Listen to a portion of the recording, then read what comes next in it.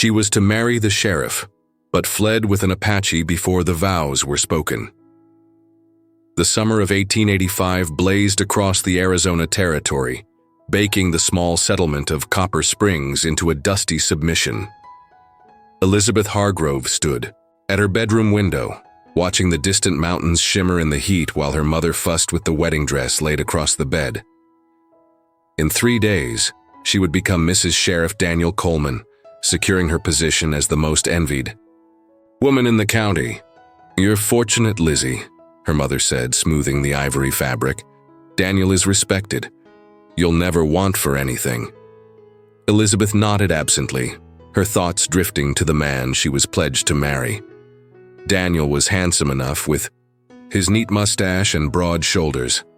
At 35, he was 15 years her senior, established and determined. The townspeople admired his firm hand in maintaining order in a territory where law was still something of a novelty. "I know, Mother," she replied, though her voice lacked conviction. What her mother didn't know, what nobody knew, was that Elizabeth's heart had been captured months earlier, during a chance encounter that should never have happened. She had been gathering wildflowers along the creek when she'd spotted him. Dakota, a young Apache man from the nearby reservation. He had been hunting, silent as a shadow, but their eyes had met across the water. Instead of fear, she had felt curiosity. Over subsequent weeks, they had met in secret. Dakota taught her about his people, their respect for the land, their stories that stretched back generations. He spoke English well, having been educated at the missionary school. His gentle manner and profound understanding of the world around him awakened something in Elizabeth that Daniel's pragmatic courtship never had. "The merchants have prepared quite a celebration," her father announced, entering the room. Jacob Hargrove had built a successful mercantile business and viewed his daughter's marriage to the sheriff as a perfect alignment of interests. "Half the territory will be attending." Elizabeth forced a smile. The weight of expectation pressed upon her, her family's, the town's, and Daniel's.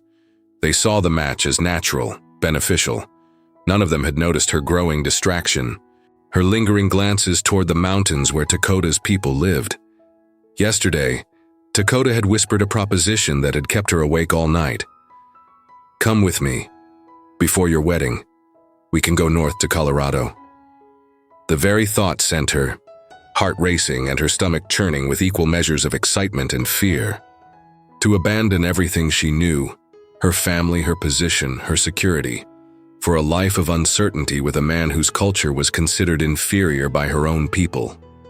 Daniel arrived that evening, bringing a pearl necklace for her to wear at their wedding. As he clasped it around her neck, his fingers lingered on her skin. "You seem troubled, Lizzie," he said, his blue eyes searching hers. "Wedding nerves?" "Just overwhelmed," she answered, the half-truth bitter on her tongue. Later, alone, in her room, Elizabeth held the pearl necklace in her palm. It was beautiful, valuable, like the life Daniel offered. But as she gazed toward the distant mountains, now silvered by moonlight, she wondered if she was about to make the greatest mistake of her life, or perhaps its most courageous decision. The following morning, Elizabeth rode to town with her father, ostensibly to check on her wedding dress alterations. Instead, she slipped away to the edge of town where the trading post stood, a neutral ground where settlers and natives sometimes conducted business. She found Dakota waiting, his dark eyes watching her approach. In daylight, their meetings carried greater risk. Sheriff Coleman had made no secret of his distrust of the Apache, despite the uneasy peace that had held for several years. "You came," Dakota said simply. "I had to see you." Elizabeth glanced nervously over her shoulder. "If anyone recognizes me here with you, they will say the sheriff's bride-to-be speaks with an Apache. Is that so terrible?" His expression remained serene, but Elizabeth detected hurt beneath his composure. "You know it would cause trouble," she replied. "Daniel believes your people should be restricted to the reservation. He doesn't understand. He doesn't wish to understand," Dakota corrected. "Few white men do. They see the land as something to possess, not something to belong to. A wagon rattled past, and Elizabeth instinctively stepped back into the shadow of the building. The driver nodded to her, his curious gaze lingering too long for comfort. "I can't stay," she whispered. "But I've been thinking about what you said." Dakota moved closer, his voice lowered. "And? It's impossible. My family, the scandal it would cause. You speak of scandal while your heart withers?" Dakota reached out, not quite touching her hand. "I have watched you, Elizabeth.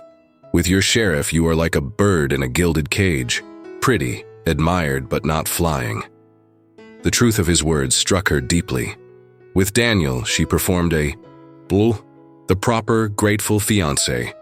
With Dakota, she was simply herself, curious and alive. "Tomorrow," he continued, "I will wait at Dawn Rock until noon. If you come, we leave together. If not—" He paused, his stoicism faltering. "If not, I will understand."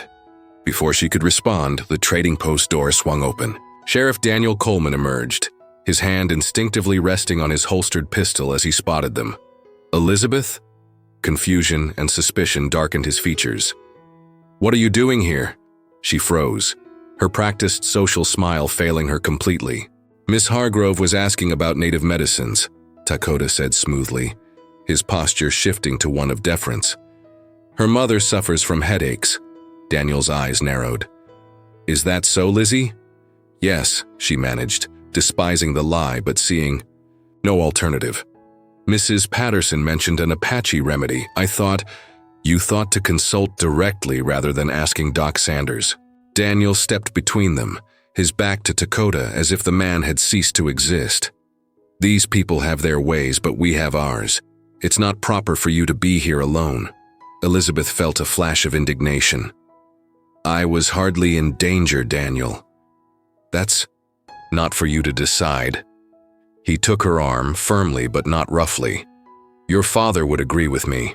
Now let's get you back to where you belong." As Daniel led her away, Elizabeth glanced back. Dakota stood motionless, his face unreadable to anyone who didn't know him as she did. But she saw the question in his eyes, the one she would have to answer by her presence or absence at Dawn Rock the next day. The question that would determine the course of her life. Dawn arrived with a crimson sky, bleeding into the darkness like wound. Elizabeth had barely slept, her mind cycling through possibilities until her thoughts resembled the tangled yarn in her mother's sewing basket. She dressed mechanically in her riding habit, moving quietly through the sleeping house. Her father's prized mare waited in the stable, sensing Elizabeth's anxiety as she saddled her with trembling hands. She had left a note on her pillow, not explaining everything, but enough that they wouldn't immediately send a search party. She claimed a need for solitude, for time to contemplate her coming marriage. By the time the sun had fully emerged, she was miles from home, following the creek that would lead to Dawn Rock. The landmark stood solitary against the horizon, a pinnacle of red stone touched by the morning light. Would Dakota truly be there? And if he was, could she actually leave everything behind?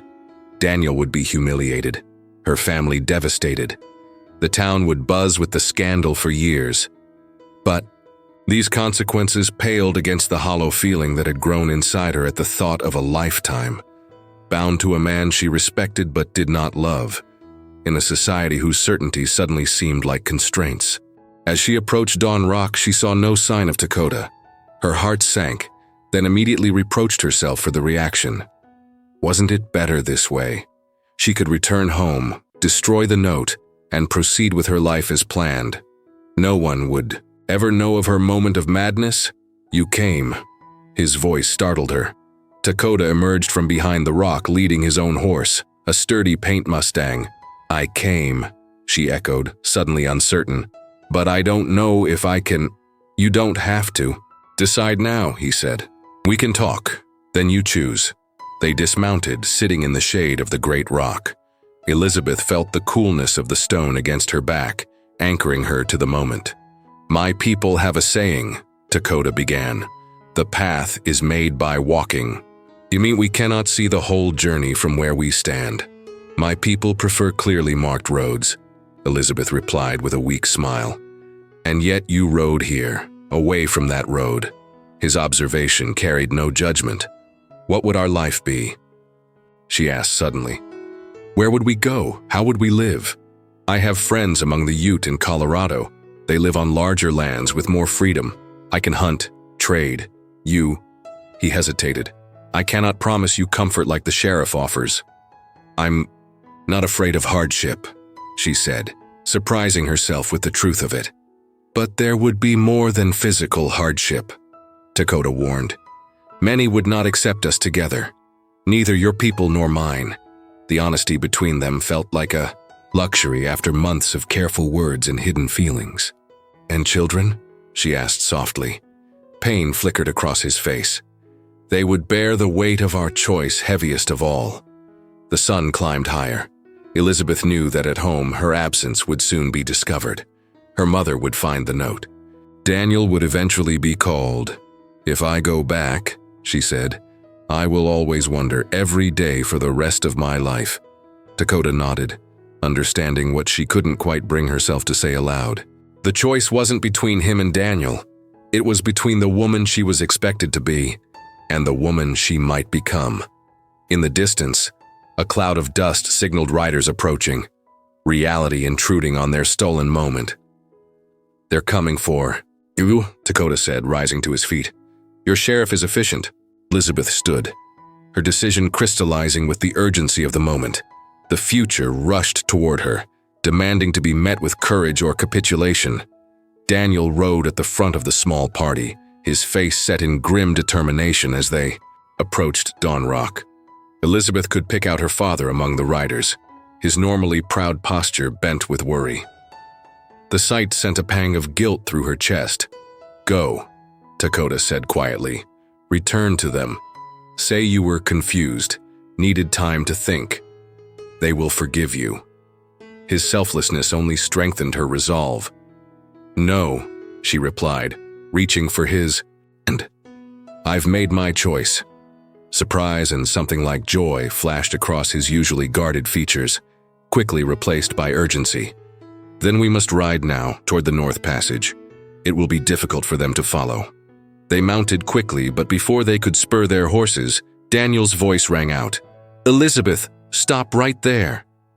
The riders were close enough now that she could see Daniel's expression, a mixture of relief at finding her and growing horror, as he recognized her companion and understood her intention.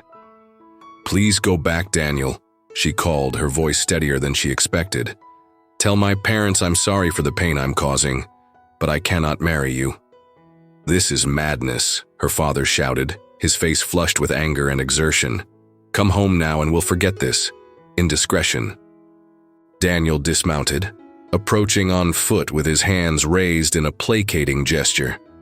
Lizzie, this man has confused you. Whatever notions he's put in your head. He's put nothing in my head, Elizabeth interrupted. For once I'm thinking clearly. Daniel's face hardened as he turned to Dakota. You're stealing another man's woman. Where I come from, that's a hanging offense. She is not property to be stolen, Dakota replied calmly. She makes her own choice. Daniel's hand moved to his gun. Get down from that horse, both of you. We're going to ride back to town and sort this out properly. The tension crackled like lightning before a storm. Elizabeth knew Daniel well enough to recognize the dangerous edge in his voice. He was a man accustomed to being obeyed, especially by those he considered beneath him. There's no law against what we're doing, she said, trying to defuse the situation. Please, Daniel, let us go in peace. Peace. He laughed bitterly. You expect me to face the entire town and tell them my bride ran off with an Apache? There'll be no peace for any of us after this. Her father edged his horse forward. Elizabeth, I am ordering you to come home. Now. The moment balanced on a knife's edge. Behind her, the open territory stretched toward Colorado and possibility. Before her stood everything familiar, safety, certainty, and constraint. Dakota remained silent, allowing her this final moment of choice. I love you, Father, she said, her voice breaking slightly. But I cannot live the life you've planned for me. Before anyone could react, she turned her horse sharply and galloped north, Dakota immediately following, she heard shouts behind them, then the thunder of pursuing hooves. "The ravine," Dakota called over the wind. "We can lose them there." They rode hard, Elizabeth's heart pounding with exertion and fear, and underneath it all, a wild exhilaration. They reached the narrow ravine, navigating its twisting path with Dakota in the lead. The sounds of pursuit grew fainter as the terrain became more challenging for the larger party. By nightfall, they had crossed into territory where Daniel's authority held no sway. They made camp beneath a vast, star-filled sky unlike any Elizabeth had ever truly noticed before. "Are you afraid?" Dakota asked as they sat by the small fire. "Yes," she admitted, "but not of being with you. I'm afraid of who I would have become if I had stayed." He nodded, understanding. "The path ahead will not be easy. No path worth taking ever is," she replied, surprising herself with the wisdom that seemed to come from somewhere beyond her previous life. In the days that followed, as they traveled north toward a future neither could fully envision, Elizabeth thought often of what they had left behind. She grieved for her parents' pain, for Daniel's humiliation, for the simplicity of a life where all decisions were made according to established rules. But with each mile, she felt herself transforming, not into someone new, but into a truer version of herself, one who had always existed beneath the expectations of others. With Dakota, she was learning to see the world through different eyes, to value things her former life had never taught her to recognize. The road ahead was uncertain, filled with challenges they could only begin to imagine. But as they crossed the invisible boundary into Colorado territory, Elizabeth realized that some boundaries, the ones that truly matter, had already been crossed within her heart. She was no longer the sheriff's bride-to-be who had fled before. The vows were spoken. She was simply Elizabeth, a woman who had found the courage to follow her heart into unknown territory.